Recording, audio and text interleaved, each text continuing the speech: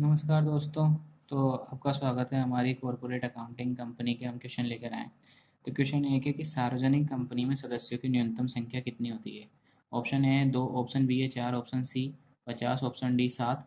तो एक जो सार्वजनिक कंपनी होती है उसमें जो न्यूनतम सदस्य संख्या होती है वो 7 होती है। और एक सार्वजनिक कंपनी की जो न्यूनतम प्रदत्त पूंजी होती है 5 लाख रुपये होती है। और अगर हम बात करें एक सरकारी कंपनी की, तो एक सरकारी कंपनी वो होती है जिसमें 51% जो हिस्सेदारी है वो या तो सेंट्रल गवर्नमेंट के पास हो या स्टेट गवर्नमेंट के पास हो, या सेंट्रल या स्टेट दोनों गवर्नमेंट के पास हो। ठीक है। क्वेश्चन संख्या 2 देखते हैं। कंपनी अधिनियम के तहत कंपनी का वित्तीय वर्ष, कंपनी का जो फाइनेंशियल ईयर है वो कितना हो सकता है।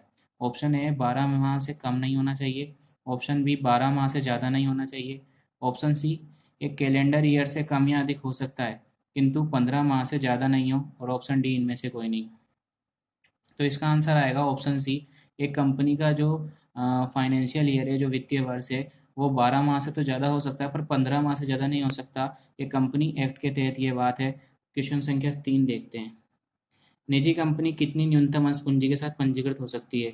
ऑप्शन ए है 1 लाख रुपए, ऑप्शन बी है 5 लाख रुपए, ऑप्शन सी 10 लाख रुपए, ऑप्शन डी 20 लाख रुपए। तो एक जो निजी कंपनी होती है वो 1 लाख रुपए की अंश पूंजी के साथ पंजीकृत हो सकती है कंपनी एक्ट 2013 के तहत। और इसकी जो न्यूनतम सदस्य संख्या होती है निजी कंपनी की वो 2 होती है। वो अधिकतम इसमें 200 सदस्य हो सकते हैं। ठीक है। अगला क्वेश्चन देखते हैं। अंशों के आवेदन पर देय राशि कम से कम कितनी होनी चाहिए। अंकित मूल्य का 25%, अंकित मूल्य का 20%, निर्गमन मूल्य का 25% और निर्गमन मूल्य का 50%। तो इसका आंसर आएगा जो शेयर के जब आवेदन पर जो राशि है वो निर्गमन मूल्य यानी शेयर के इशू प्राइस का 25% भाग आवेदन में प्राप्त होना चाहिए। सपोज करो अगर शेयर 10 रुपये का इशू कर रहे हो तो 25% यानी 2.5 रुपये तो आपको एप्लीकेशन पर प्राप्त होने ही चाहिए। नेक्स्ट क्वेश्चन देखते हैं। न्यूनतम अभिधान राशि कितने दिनों में प्राप्त हो जानी चाहिए। ऑप्शन ए है 30 दिन, ऑप्शन बी है 60 दिन, ऑप्शन सी 45 दिन, ऑप्शन डी 90 दिन।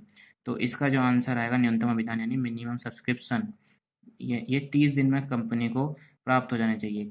अब कंपनी एक्ट 2013 की धारा 39 एक ऐसा कहती है कि एक कंपनी अपने अंशों को अलॉट नहीं कर सकती जब तक कि उसे जो भी संपूर्ण निर्गमन है उसका 90% अभिधान प्राप्त नहीं हो जाए। सपोज करो कंपनी अगर 5 लाख के शेयर इशू करना चाहती है तो उसके पास में 90% यानी 4.5 लाख के बराबर जो है सब्सक्रिप्शन आना चाहिए। अगर इतना नहीं आता तो कंपनी शेयर जारी नहीं कर सकती। इस समस्या से बचने के लिए कंपनी क्या करती है, अंडर राइटर्स का यूज करती है। अंडर राइटर्स या अभिभावक क्या होते हैं, ये कंपनी को गारंटी देते हैं कि अगर ऐसी कोई कंडीशन आती है तो ये जो है कंपनी से कमीशन लेते हैं, उसके बदले कंपनी का इतने शेयर खरीद लेते हैं जो जिससे कि कंपनी मिनिमम सब्सक्रिप्शन की मुसीबत में नहीं फंसे। अगला क्वेश्चन देखते हैं। सारणी एफ के अनुसार कंपनी बकाया मांग पर ब्याज वसूल सकती है। ऑप्शन ए 6% वार्षिक, ऑप्शन बी 10% वार्षिक, ऑप्शन सी 12% वार्षिक, ऑप्शन डी 5% वार्षिक। कॉल इन एरियर पर कंपनी 10% वार्षिक ब्याज दिया जाता है तथा कॉल इन एरियर जो है ये होती है कॉल इन एरियर, इसे बैलेंस शीट में आप शेयर कैपिटल में से घटाकर दिखाते हैं। ठीक है। तो 10% ब्याज कंपनी वसूलती है। बकाया मांग क्या होती है कि सपोज करो कोई मांग जो है कंपनी ने मांगा था आपसे जनवरी में पैसा और आपने उसे मार्च तक नहीं चुकाया, तो कंपनी आपसे ये जनवरी से मार्च तक वो मांग आपकी बकाया रही, तो कंपनी इस कॉल इन एरियर का जो है आपसे ब्याज वसूल करेगी 10% के रेट से। सारणी एफ के अनुसार अग्रिम मांग कॉल इन एडवांस पर ब्याज दर कितनी है। 5% वार्षिक, 10%, 12% और 15%। तो जो कॉल इन एडवांस होती है, कॉल इन एडवांस पर आपको 12% वार्षिक ब्याज दिया जाता है। कॉल इन एडवांस का मतलब होता है कि सपोज करो किसी शेयर की जो आपने मांग आई है, मांग की जो ड्यू डेट है वो 1 जनवरी थी और आप उसका पैसा जो है जनवरी से पहले यानी कि आप नवंबर में ही उसका पैसा भर दिया आपने।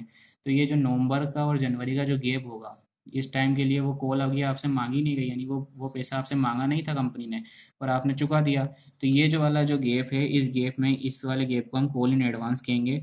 और इस कॉल इन एडवांस का समायोजन हम उस समय कर लेते हैं जब बाद में ये ड्यू होती है ना, जब कंपनी मांगती है तो उस टाइम पे इससे एडजस्ट कर लेते हो कॉल इन एडवांस को। और इस पे ब्याज कितना देना है, 12%। क्वेश्चन 8 देखो, न्यूमेरिकल है। सविता लिमिटेड एक लिस्टेड कंपनी है। 100 रुपये सम मूल्य पर यानी एट पार वो 1 लाख इक्विटी 10,000 इक्विटी शेयर का निर्गमन कर रही है प्राइवेट प्लेसमेंट के माध्यम से। तो कंपनी द्वारा चुकाई गई अधिकतम दलाली क्या होगी, यानी कंपनी को maximum under writing commission company कितना देगी। तो ऑप्शन है हमारे पास 5,000 रुपये, 50,000 रुपये, 10,000 रुपये और 25,000 रुपये। तो आंसर इसका हो गया 25,000 रुपये। अब किस तरह से होगा कि कंपनी एक्ट जो है उसकी सेक्शन 46 उसके तहत ये है कि जो मैक्सिमम अंडर राइटिंग कमीशन है और दलाली है वो अंशों के निर्गमन मूल्य का 5% व ऋण पत्रों के निर्गमन मूल्य का 2.5% हो सकता है। यानी कि अब यहाँ पर क्वेश्चन में हमें क्या निर्गमित किया है हमने, इक्विटी शेयर। तो इक्विटी शेयर की जो इशू प्राइस होएगी उसका 5% हो सकता है। तो इशू प्राइस कितनी है आप देखो तो 10,000 शेयर है 100 रुपये वाले, तो 10 लाख रुपये हो गया। तो उसका 5% निकाला हमने तो कितना आ गया, 50,000 रुपये। तो क्वेश्चन के मुताबिक हमारा जो आंसर होगा वो हो जाएगा 50,000 रुपये, बी वाला। अधिकतम दलाली क्या होगी, 50,000 रुपये। यहीं अगर डिवेंचर जारी की होती तो हम 2.5% निकालना पड़ता, 2.5% है डिवेंचर के लिए, ठीक है। नेक्स्ट क्वेश्चन देख, गणेश लिमिटेड ने 100 रुपये वाले अंश 10% बट्टे पर इशू किए। सुरभि को 100 अंश आवंटित किए जिसने 30 रुपये एप्लीकेशन पर चुकाए। 20 रुपये आवंटन राशि प्राप्त ना उससे प्राप्त नहीं हुई, यानी आवंटन यानी अलॉटमेंट पर जो 20 रुपये की अमाउंट मांगी थी कंपनी ने वो सुरभि उन्हें दे नहीं सकी। तो कंपनी ने उसके सभी शेयर का हरण कर लिया। तो अंश हरण खाता यानी शेयर फॉरफिटेड अकाउंट कितने रुपये से क्रेडिट होगा।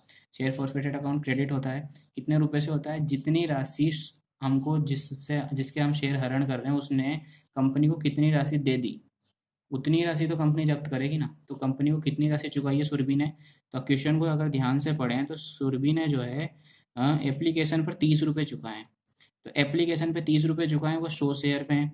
तो 100 शेयर पे अगर आप देखो तो 100 को आप 30 से मल्टीप्लाई कर दो तो आपके 3,000 रुपये जो है सुरभि ने हमें चुकाए हैं। तो शेयर फॉरफिटेड अकाउंट को कितनी राशि से क्रेडिट करेंगे हम, 3,000 से। नेक्स्ट क्वेश्चन देखते हैं, अंशों के हरण से पूर्व दोषी अंशधारी को, यानी दोषी अंशधारी वो है जो कि मांग राशि का भुगतान नहीं कर रहा, यानी कॉल्स नहीं चुका रहा टाइम पे, उसे लिखित रजिस्टर डाक से नोटिस दिया जाना जरूरी है। कितने दिन पहले नोटिस दिया जाता है, 7 दिन पूर्व, 14 दिन पूर्व, 21 दिन पूर्व, 30 दिन पूर्व। तो इसका आंसर होगा कि अंशों के हरण से 14 दिन पूर्व नोटिस दिया जाना जरूरी है, तभी आप उसका अंशों का हरण कर सकते हो। हरण करने से पहले आपको एक बार उसको शेयर होल्डर को इन्फॉर्म करना पड़ेगा कि अगर आप मांग राशि नहीं चुकाएंगे तो हम आपके शेयर को जब्त कर लेंगे, शेयर अमाउंट जो भी है वो सब भी जब्त कर लेंगे। अगर फिर भी वो कोई कार्रवाई नहीं करता तो फिर आप उसके अंश, कंपनी जो है उसके अंश जब्त कर सकती है। ठीक है दोस्तों, तो ये क्वेश्चन आपको अच्छे लगे होंगे, हम आगे भी क्वेश्चन लाते रहेंगे, कॉरपोरेट अकाउंटिंग पूरी करा देंगे। और जो